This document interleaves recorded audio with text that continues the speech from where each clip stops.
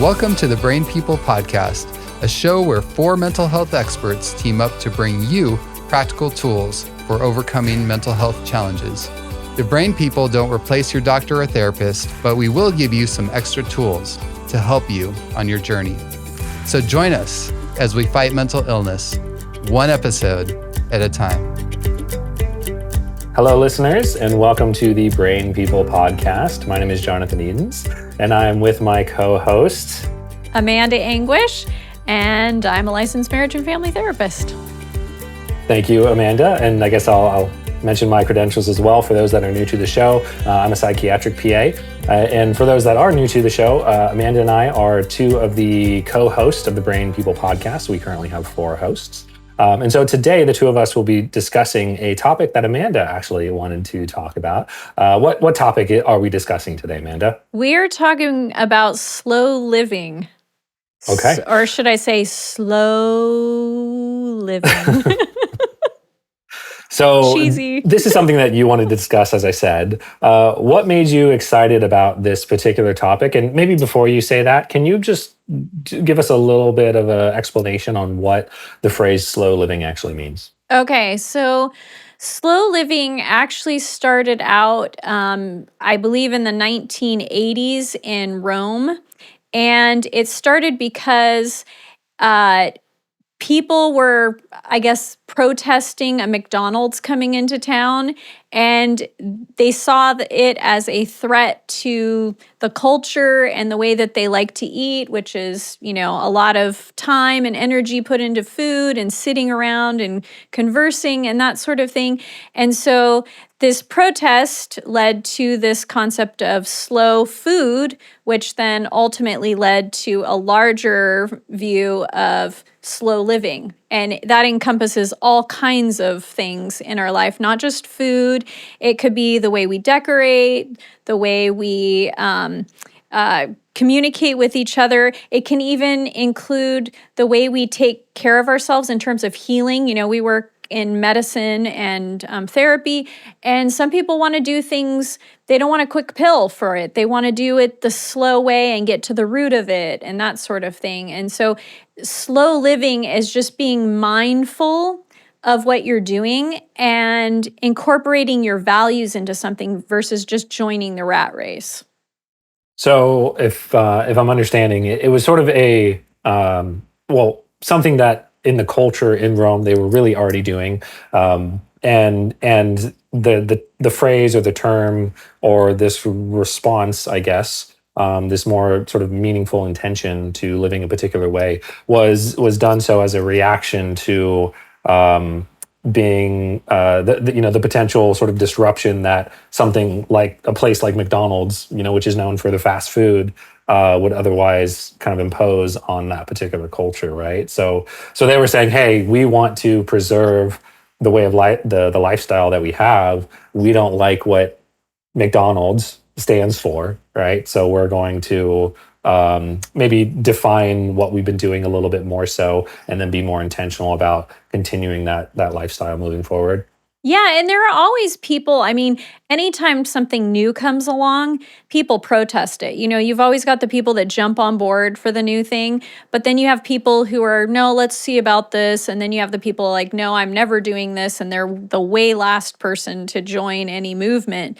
But the interesting thing is this has actually been building and growing since this happened versus slowing down and everybody joining. People are coming out of this fast, sped up life that has been continuously growing. And they're like, wait, I don't want to do this anymore. I want to try something different. I like the way people used to do it even before I was born. I don't remember it. I like the theory behind it, or I like the concept and the quality of life that it brings. Yeah, I would say before, particularly maybe the internet age, but earlier and earlier, what people would call slow living was just kind of normal way of life, right? Maybe outside of like the hustle and bustle of the big cities, but particularly in more rural areas, right? That was just kind of normal way of life. So in the modern era, though, right, slow living is not, I would say, not normal. It sounds like it's somewhat countercultural. And so could you talk to us a little bit about, maybe some key players in pushing this particular type of lifestyle forward, and maybe we'll just springboard from there. Yeah, there are quite a few, podcasts on this. There are people who are doing YouTube videos. I mean, you almost can't, well, I guess probably my algorithm is going to be different than everybody else's, but I see a lot of this in my algorithm, and it's probably because I'm interested in this. And so I'm seeing people who are, the music isn't fast. It's a slow paced music, and people are getting back to, I mean, even the sourdough bread movement. There's a lot of people out there that are I've seen that. Yes, I've seen making that their trend. own sourdough, and they're cultivating their starter. And no, I have to get back home because I have to take care of my starter and that sort of thing. And you'd think like, wait, is this your child? No, it's your sourdough starter. But there's just this newfound love and appreciation with the simple things in life. And I want to get back to that. And I really want to learn to appreciate these things. And you did ask the question earlier of like what got me interested in this in the first place. And I have to say, a lot of things that I think about has to do with my clients. They bring up things, and I've had clients who have, talked about, oh, each of my kids are in 3 different extracurricular activities, and we're driving here and driving there. And I think, wow, it doesn't sound like you ever slow down or you get to enjoy each other. It's always just going to the next thing. I've had clients who are, I had one that was really into athletics, a specific sport. I don't want to get too specific, but this person was very high level athlete. And it got me thinking, we have these athletes in the world that are constantly breaking world records. At what point can you just not run any faster? Like, what is the ultimate limit on a world record for that event? And I thought, we're just getting faster and faster. And are we actually appreciating the things that we're doing? Are we just going to try to get to a certain point? And then you asked the question of certain people in this movement. One that I came across was an individual by the name of Rajiv Surendra, and he has lots of videos that he posts on how to make soap, how to wrap a present, without using tape, essentially, the old-fashioned way with string and, making it like you'd get maybe in the early 1900s, or how to, make your own pottery the way an artisan would. And you watch him learn these techniques that we don't really see a lot of people learning. There aren't, kids getting to spend time with their grandfathers learning an artisanal art that their grandfathers have done for years. We're doing it like, no offense, IKEA, but we're trying to do things quickly so that you can get it done and just put it in your house. But these things aren't lasting. And then there's an individual by the name of Carl. I don't want to ruin his name, but it's French. It's Onley. And he's a journalist, and he started writing books. And one of the books that he wrote is In Praise of Slowness. I think he has 4 books, and they're all on appreciating and how to live a slow life. So, well, one comment I wanted to really hone in on this level of, or this idea of learning to appreciate, learning to be more mindful, be intentional about the long-term effects of maybe a lot of the behaviors and activities. And, we won't hammer too much on, because we've talked ad nauseum, about a lot of different things, on this podcast in the past. And it's not necessarily to demonize, a lot of more instant gratification, sort of immediate things. But to say that, in our culture, we have not, I think, arguably found a very good balance with a lot of these things. And so, like you're saying, we're often seeking for the fast-paced lifestyle. We're just hitting the ground running. We're doing one thing after another. We're taking on too much responsibility. We're trying to find the easy way. And as a result, often mental health isn't really good. There's a lot of burnout, right? There's a really high anxiety, and accomplishing more, so to speak, or doing things for the purpose of getting them done quickly so that you can get onto your entertainment doesn't necessarily seem to lead to a healthier, happier life, right? Yeah, and it's not even just leading to get something done to go to entertainment. Sometimes it's getting something done just to go do something else to get that done, to go do something else to get that done. And we are not actually enjoying what we're doing. We're not appreciating, we're not getting fulfillment out of those things. We're just doing it to get it done, like we're some little machine shop, trying to put out stuff. So the efficiency snob in me, there's a part of me that's sort of like screaming internally. it's like there's a part of me that wants to interpret it as, are we trying to appreciate, like, is the point? I know the point isn't to just learn to try to appreciate inefficiency, right? Absolutely. So for me, that might be there might be this little internal critic saying, oh, but I want to do, like, why would I go milk my own cow, or why do I wrap a present with string when I could do it with tape and it's a lot faster? Yeah. And then I can go move on to the more enjoyable things in life. Like, so what's the counter to that? What would you say? Well, the thing is what tends to happen in our lives is we're creating a lot of clutter. If I want to get 30 things done today or this week or whatever, but I haven't actually considered, are those things I actually want to get done, or do I just feel compelled to get them done and I'm not appreciating them? Even, I've had times in my life, because I totally get where you're coming from. I love producing. I love getting stuff done. I love efficiency. But then there's this other part of me that says, but maybe I want a little more than that too. And I want to declutter. I think this is a key concept, is declutter the stuff that doesn't matter so you can truly appreciate the stuff that does matter. And a lot of people are feeling, we're like hoarding things in our lives, not just stuff, but we're hoarding, I'm taking on this job and I'm doing this thing for this group and I'm volunteering here and I'm doing that.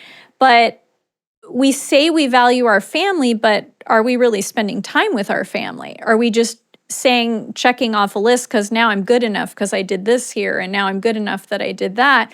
But I really want to feel like I've connected with my child or my spouse, or I've appreciated doing something with them, not just to get it done, but to enjoy the process.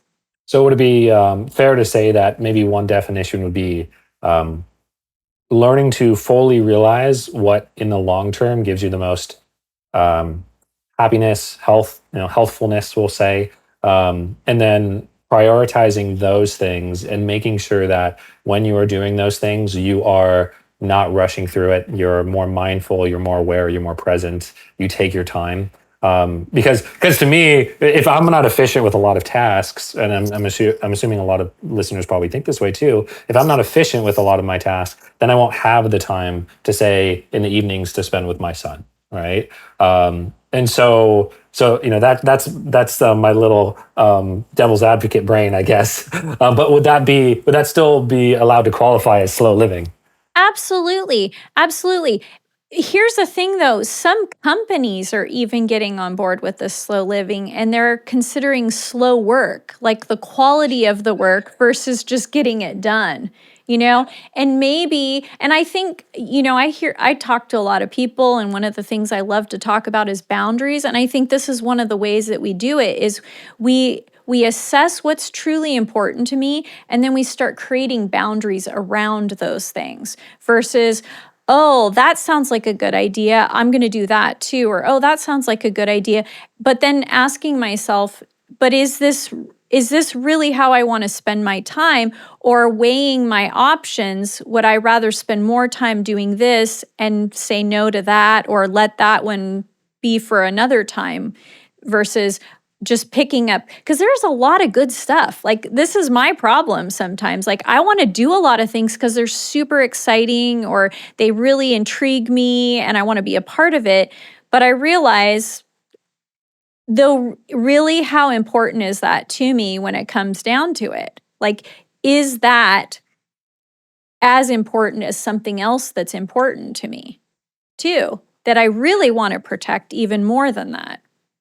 And I'll hopefully he doesn't mind me mentioning this, but Dr. Binus isn't here. But for those of you, if he hasn't necessarily mentioned this on a podcast before, I would say Dr. Binus in many ways epitomizes slow living, particularly outside of work. He's a very busy man while he's at work. He's nonstop. However, he is, in my understanding, a very present father and husband.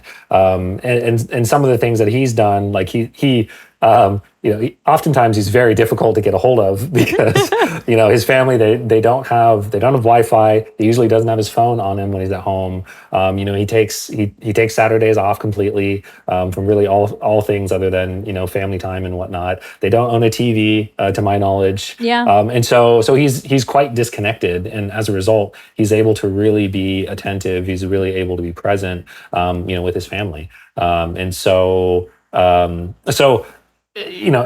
guess in a sense, we're kind of saying you can have your cake and eat it too. We just, Dr. Binus really prioritizes family time. And so for him, it's important that he's not trying to just get everything done during those hours in the evenings, right? Yeah, and that's one of the things that I've considered too, because I do like to be a part of things, but there have been times I probably shouldn't say this out loud, especially where it's recorded, but there are times that I will say no to things, and I know the person assumes that I'm busy with work, but to me, the greater priority is that I get to go do a project that I want to at home. And I don't want to, I want to have the balance in my life of doing the mental work that I do at work, but I also want to do the physical stuff at home. And I truly value that because I think I can connect that hands-on work to even my mind work. So certain things connect, and then it also makes for great analogies for when I'm talking with people too, and connecting the dots. And I think that's part of it, is we're slowing down to even process stuff, to be creative, to learn, even things that aren't necessarily necessary to my job, but actually will translate to my work too. So for somebody that wants to be a little bit more intentional and take a more active, slow living lifestyle, if you will, what are some very kind of granular, practical ways that might be relatively widely applicable to a lot of our listeners? What are some steps that they can maybe consider start incorporating to just reap some more of the benefits of this particular lifestyle? And then after that, we'll actually talk about maybe what some of the benefits are. One of the things I think is foundational to it is even just stopping and assessing what's important to you. Because a lot of times we just keep doing more, but we've never thought, how important is this to me? And sometimes people will ask me like, oh, can you do this? And they think that I would be really interested in it. But if I slow down, one of the ways you can do that, by the way, is say, oh, let me talk to my husband about that. In your case, let me go talk to my wife and then I'll get back to you later. But it buys you some time to really assess the value of taking that thing on. And so then when I process it, I ask myself, in the scheme of things, how important is this to me? How is this a priority that I want to put my time into versus just it sounds cool or it sounds exciting? If I have to have a balance in my life, is this part of making that balance happen? Then the next thing that you can do is start creating boundaries around those things. Just even get used to saying no to things like, no, thank you, or no, not interested in that. Another thing that you can do is even start to just slow down the process, like even slow down eating. Go home, get the ingredients, make the meal from scratch.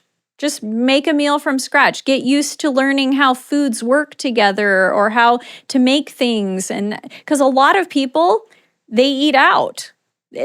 There's not a lot of knowing what to put together. And food is, science, chemistry, all kinds of things that, can be kind of cool when you learn more about it. Maybe even starting a garden, really learning about soil. I have a garden. And I'm horrible at it. I mean, I'm pretty good at putting the seeds in the ground. I'm pretty good at watering it. Well, actually, my husband does most of the watering. But when it comes to it, I'm going to say most of it fails versus thrives. But my goal is not just to grow a garden. My goal is to learn about gardening. I want to learn. I want to learn how it works. I know that there's certain nutrients in the soil that really affect how things grow. And I'm not there yet, but I learn little bits at a time. I'm learning the seasons that things grow. Not everything grows. You can go to the grocery store any time of year and buy strawberries, but that's not when strawberries grow all year long. So just appreciating there's certain things that are seasonal. That's something that you can do too. And even if you don't make the meal from scratch, sit down, put your phone to the side and enjoy the company. Ask questions. Learn how to ask questions of the people in your life. Don't assume that you know. Ask the question anyway and just say, I'm going to take a completely open attitude to this conversation and just get to know the heart of this person and appreciate it from that aspect. And there's no time limit. No time limit. You also mentioned things like medicine, work, fashion, decor, and even intimacy. Oh, Right? yes. We talked before about this. Yes. We're not going to go into detail, so you don't need to shield your This your slow living adolescence goes years. into everything. So slow living goes into, learning how your body works. And a lot of people, I mean, I'm sure you see this a lot where people say, I don't know what's going on with me. They're not attuned with their body. I know for myself, I get sick very rarely when other people are sick around me. My colds and flus and stuff tend to happen when I'm overwhelmed with stuff I've taken on too much. I don't know what it is, but that just seems to be the case. So I'm pretty resilient when it comes to people being sick around me, but stress and taking on too much is where I need to learn my limits. So even just being aware of that in yourself and being able to put words to the things that you're feeling so that when you go see a doctor, or a PA or an NP, that you can actually explain what's going on with you. Even get to know your feelings. What am I feeling throughout the day? I'm going to find words that go with those feelings to be able to describe them. So that's one thing. You mentioned decor. Again, going back to clutter, sometimes we just consume things only to throw them away later, take them to Goodwill or thrift stores, and we're just amassing so much stuff. And some people are learning, I'm going to buy quality things that are classic. They don't tend to go out of style. They're not with the trending, fads. And I'm going to stick to those things and have pieces that, I can wear with lots of different things, or I'm going to have pieces that translate to different, occasions, that I don't have to buy something every single time something happens because it's going to go out of style in 3 months. And then decor, simple. Make the decor simple. Something that, you don't have to change out all the time because it's not this new color of the year Sherwin-Williams paint, but sticking with things that stand the test of time. So we don't have to keep recycling, not technically recycling, but throwing things away and just appreciating what we have. So this is obviously a mental health podcast. So, circling back to, what are some of the benefits that people looking to better their mental health specifically might find in adopting an approach, a slow living approach?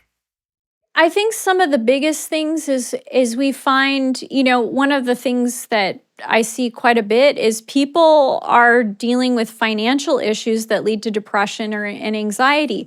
Well, where does that come from? I feel like I have to keep up with. I have to, whatever the Joneses are doing or whatever is going on, whatever my friends want to do, but we don't stop to assess, is this really important to me though? I've kind of jumped on, the treadmill, not realizing that I'm not going anywhere. And I need to slow down my pace, think about it, decide what's important to me, because whatever I'm doing right now is causing me tremendous amounts of anxiety. Even hoarding and clutter is known to cause mental illness, having too much stuff around you. And so when we start to slow down, assess what's truly important to us, then we declutter and free up space to actually process, even slowing down to think about what I'm thinking about. If I'm not running and doing everything fast, I get a chance to do that and reassess where I am and where I want to go. It's okay to do that. It's okay to stop and say, okay, where can I cut the fat in my life? Okay, next, another week later, where can I cut the fat in my life? What am I not using? What can I get let go of? And where do I really want to hone in? So I could see some people that are trying to transition to more of a slow lifestyle, especially if you're used to living in kind of a very distractible, hyperstimulating type lifestyle or environment. That easing up, slowing down can be a little bit. It can cause a little bit of like withdrawal, if you will, right?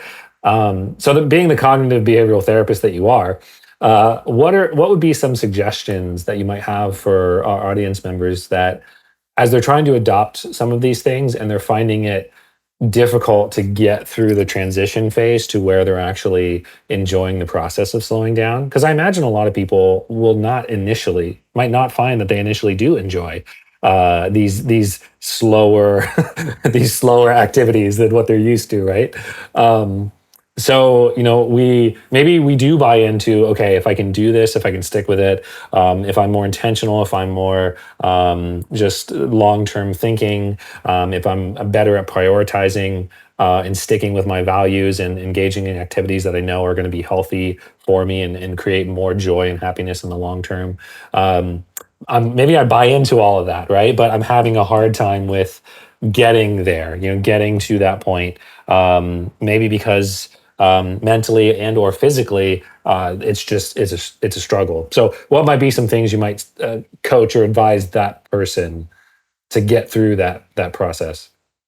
One, I would say, like the simple answer, and then I'll expand on it, is the simple answer is that it's totally normal to feel withdrawals when you're doing something like this. And it's totally normal.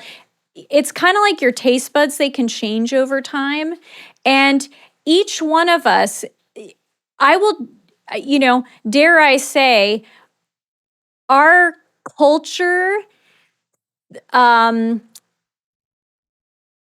thrives off of, I don't want to say the culture as much as companies, products thrive off of the fact that when we're born, we have teeny tiny dopamine receptors. Like you'll watch a baby just like pick a piece of grass and just stare at it. I'm sure your son does this where you're just like, yep, he's 8 months, so he does a lot of this. That is not exciting. Like, why are you so enthralled with that?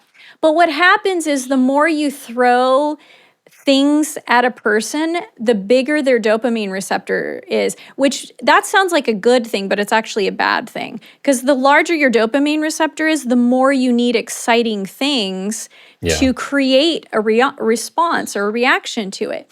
And so companies know this. So that's why we have TikTok. I'm going to throw more videos at you. Or products, people know I'm going to throw more excitement at you. So you're like, wow, that's so cool. But then when it actually happens, you're like, that wasn't that cool, or I need more and more to get that high. So just understanding that that's how your brain works It also means, though, that your dopamine receptor can go back, maybe not to where it was when you're 8 months old and looking at a piece of grass, but your dopamine receptor does have the ability to go back to that when you start incorporating these things of nature and slowing down. The dopamine receptor can start to appreciate things. I've learned that in my own life. I appreciate things I didn't appreciate before when I had a lot more stuff going on, television, music, all that stuff. And so just knowing that your brain, you can hack your brain essentially, is like, I know this is how my brain wants to be because of what I've done to it to this point, but I know how my brain can be if I continue with it, and I'll start to appreciate it more and more. Yeah, we call it habituation or desensitization, right? Yeah. There's a trend amongst mostly I've seen kind of 20, 30-year-old men, and it goes there's a lot of similarities, but it's the idea of like a dopamine detox. You've probably heard that phrase Yeah. before.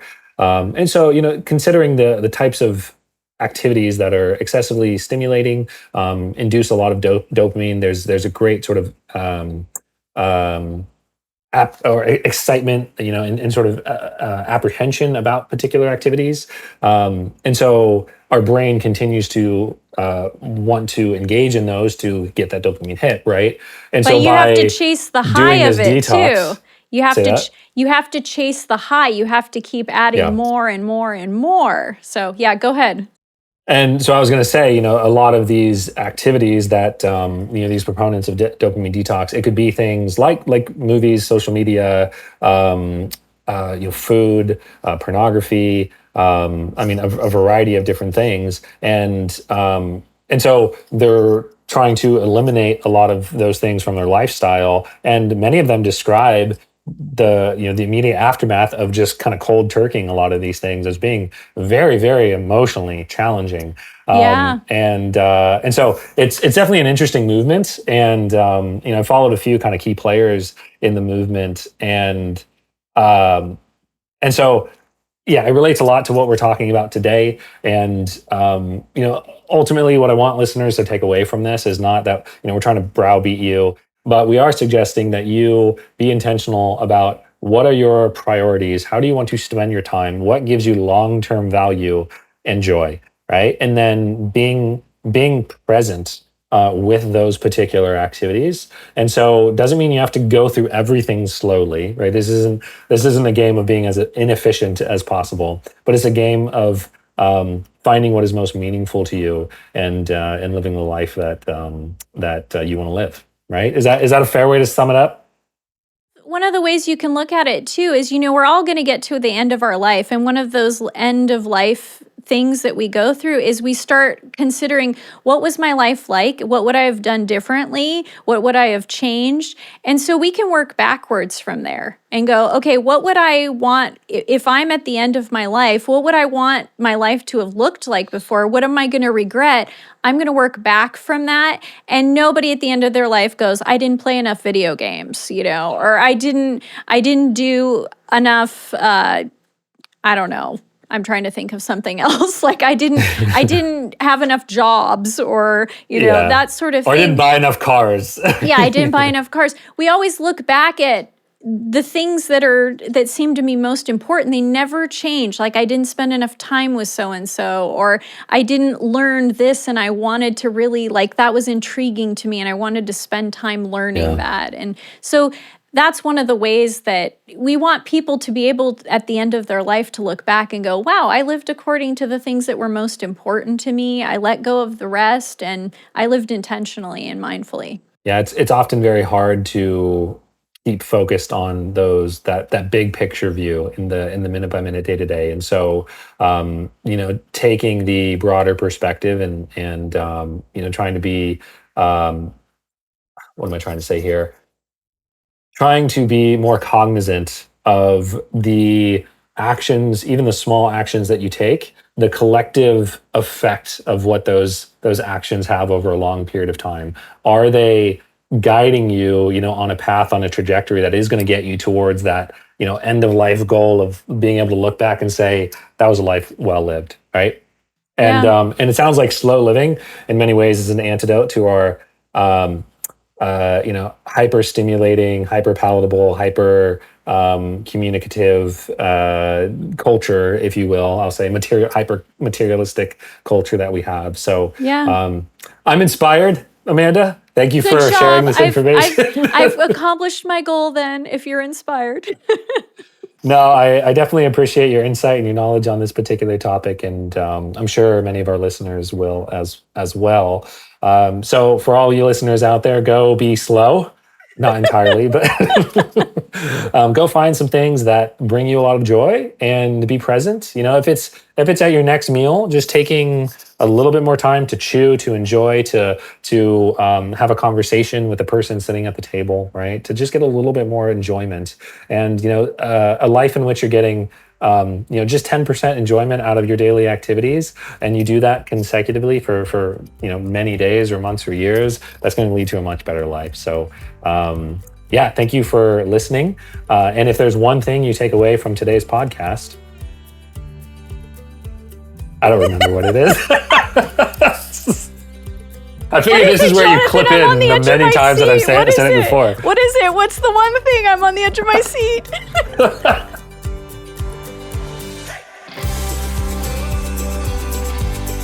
Thanks for listening. If you enjoyed today's episode, please like and subscribe. Your engagement will help us reach more people who need encouragement. To hear more episodes, learn about our other mental health resources, or support us financially, visit thebrainpeoplepodcast.com.